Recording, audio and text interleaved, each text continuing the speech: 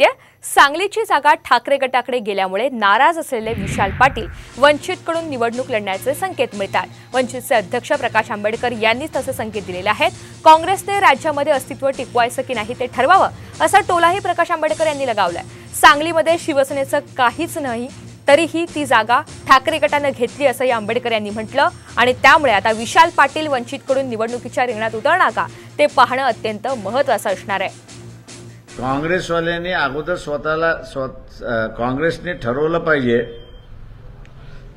की महाराष्ट्रामध्ये त्यांचं अस्तित्व त्यांना ठेवायचं आहे की नाही ठेवायचं आहे। आज सकाळीच माझ्याकडे विशाल पाटील हे येऊन गेले। मी अजून कुठलाही आग्रह केलेला नाही आणि कुठलंही सजेशन त्यांना दिलेलं नाही।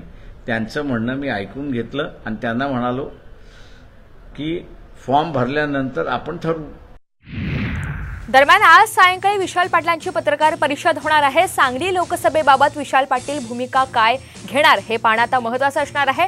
पाटील लोकसभा लढवणार की पक्षादेश मांडणार याकडे आता सगळ्यांचं लक्ष असेल। तर आजच्या पत्रकार परिषदेमध्ये नेमकी काय भूमिका ते मांडणार याकडे आता सगळ्यांचं लक्ष असणार आहे।